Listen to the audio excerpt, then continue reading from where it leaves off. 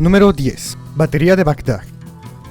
En 1936, durante unas excavaciones en la colina de Kuhut Rabua, Bagdad, Irak, el Departamento Estatal Iraquí del Ferrocarril descubrió una tumba, extrayendo de ella 613 abalorios, figurillas de arcilla, ladrillos cincelados y otras piezas datadas de entre los años 248 a.C.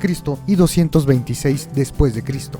Aunque este hallazgo ya era sorprendente, lo que se robó toda la atención fueron unos recipientes de arcilla de 14 centímetros de alto aproximadamente, con formas de jarrón. En su interior contenían un cilindro de cobre, fijado con asfalto a la embocadura, y dentro del cilindro había una vara de hierro. El arqueólogo alemán Wilhelm König, tiempo después a cargo del laboratorio del Museo Estatal de Bagdad, identificó estos jarrones como una probable pila eléctrica. Aquellos que consideran que este artefacto era efectivamente una pila eléctrica la califican de UPART, acrónimo en inglés de Out of Place Artifact, artefacto fuera de lugar. Su paradero actual es incierto, ya que en abril de 2003 el Museo Nacional de Irak fue asaltado y saqueado. Muchas de las piezas de incalculable valor histórico fueron destruidas o robadas, aunque algunas versiones afirman que las baterías de Bagdad fueron retiradas para su protección por el mismo gobierno iraquí como medida de protección. Número 9. Huella de Meister. Mientras William Meister buscaba fósiles de trilobites cerca de Antelope Springs, Utah, descubrió lo que parecía una huella de zapato humano con un trilobite bajo el talón, una supuesta huella de hace 500 millones de años de antigüedad, como si alguien hubiera pisado un trilobite por accidente. La huella fue citada por los creacionistas y otros defensores de la pseudociencia como un artefacto fuera de lugar, pero fue desacreditada por los paleontólogos como resultado de un proceso geológico natural. Dicho proceso sería el conocido como desconchamiento, en el cual las losas de roca se separan unas de otras en patrones distintos. Este caso particular de desconchamiento había recreado la figura de una huella de zapato humano. Número 8. Dogu. Las dogu son pequeñas figuras humanoides de arcilla de entre 10 a 30 centímetros. Según el Museo Nacional de Historia Japonesa, se han encontrado aproximadamente 15.000 figuras por todo Japón, excepto en Okinawa. El propósito de las dogus es desconocido, y a simple vista y haciendo volar la imaginación, las figuras parecen representar a seres extraterrestres con sus trajes espaciales. Aunque algunos estudiosos teorizan que las dogus actuaron como efigies de personas para alguna especie de magia ritual, como lo pudo haber sido una creencia de que una enfermedad pudiera ser transmitida en las dogus y al ser destruidas se curarían las dolencias u otra clase de desgracias. También han llegado a ser consideradas como representaciones de diosas, ya que muchas de estas figuras parecen ser de corte femenino. Número 7. Artefactos de Quimbaya. Conocidos como aviones precolombinos o antiguamente como pájaros de Otún, son unas figuras zoomorfas de oro. La gran mayoría de estos objetos se han encontrado cerca de los ríos Magdalena, Otún y Cauca. El mayor número de estos UPARTs fueron hallados en la región de Tolima. Las figuras parecen representar supuestos modelos de aeroplanos, algunos comparables con aviones modernos, por lo que algunos investigadores de lo paranormal han tratado de demostrar que se trataría de los modelos de aviones prehistóricos, usados por supuestos visitantes extraterrestres para desplazarse en la Tierra. Aunque sin ver aviones, en su mayoría estas figuras se interpretan como figuras imaginarias con características de aves, insectos o peces.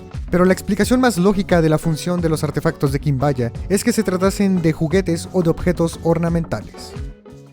Número 6. Penique de Maine. Guy Melgren, un residente local y arqueólogo aficionado, dijo haber hallado esta moneda en 1957 en el sitio Goddard, en la bahía de Penobscot, de Brooklyn, Maine. La moneda parecería ser de origen escandinavo del reinado de Olaf III, por lo que la moneda dataría de entre los años 1065 y 1080. El hallazgo de esta moneda ha sido presentado como evidencia de que los noruegos de Groenlandia viajaron al sur más allá de la isla de Terranova. Sin embargo, el penique fue el único artefacto nórdico hallado en el sitio. Hay suficientes preguntas sobre el hallazgo de la moneda para considerar incierto su valor arqueológico, además de que la mayoría de las circunstancias del hallazgo de la moneda no fueron adecuadamente registradas y probablemente debería considerarse como un bulo. Número 5. Cabeza de Tecaxic, Calixtlahuaca. En 1933, el arqueólogo José García Payón, durante una excavación en el área de Tecaxic, Calixtlahuaca, del Valle de Toluca, dio con un entierro hallando objetos hechos de oro, cobre, turquesa, cristal de roca, azabache, hueso y alfarería. El entierro fue datado entre 1476 y 1510 después de Cristo, pero además de eso, se encontraba una cabeza de terracota con rasgos romanos, ajenos a los de la cultura que hubo en el sitio. Debido a sus características, algunos creen que este objeto era evidencia de contactos transoceánicos precolombinos entre Roma y las Américas, varios años antes de la llegada de Colón a América. Sin embargo, se han planteado varias explicaciones sobre su presencia. Se ha llegado a especular que la cabeza es un engaño, ya que Palló no publicó información sobre la cabeza hasta 1960, aunque también se han dado teorías de un posible origen romano, una de las cuales es la de Christoph, argumentando que un barco romano, fenicio o bereber, naufragó y sus restos llegarían a las orillas americanas, siendo encontradas por los nativos. Número 4. Campana tamil. La campana tamil es un trozo de una campana de bronce de 166 milímetros de alto, 153 milímetros de diámetro, con una inscripción en caracteres tamiles antiguos, conservada en el Museo Te Papa Tongarewa de Nueva Zelanda, desde 1890, donada por William Colenso, un reverendo que en 1836 encontró el artefacto en manos de los nativos maorís, que por generaciones utilizaron el artefacto como recipiente de cocina para hervir patatas. Los nativos le explicaron a William que la campana había sido encontrada hace muchos años entre las raíces de un árbol, derribado durante una tormenta. La inscripción de árbol derribado durante una tormenta sería evidencia de un náufrago o contactos entre pueblos de origen indio y maorí, previos a los europeos.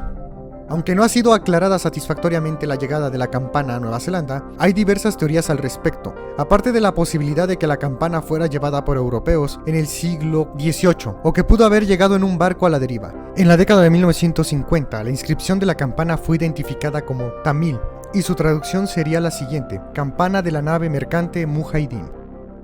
Número 3. Lente de Nimrud. El artefacto fue descubierto en 1850 por el arqueólogo Austen Henry Layard en Nimrud, antigua capital asiria. El artefacto se trata de una pieza de cristal de roca cuyo diámetro es de 38 milímetros y un espesor que alcanza los 6 milímetros. La lente ha sido datada de entre el año 750 y el 710 a.C. Según algunos expertos, como el científico italiano Giovanni Pettinato, podría haber sido utilizada con fines astronómicos como parte de un telescopio, por lo que esto daría a entender que se usaban telescopios mucho antes de los de Galileo. Otros expertos aseguran que se debió utilizar como lupa o como aparato para la proyección de los rayos solares. Número 2. Mapa de Piri Reis. El mapa de Piri Reis es un fragmento de un mapa elaborado por el almirante y cartógrafo otomano Piri Reis en 1513. El mapa de origen otomano muestra regiones de América del Sur y, según Charles Hapgood, parte de la Antártida.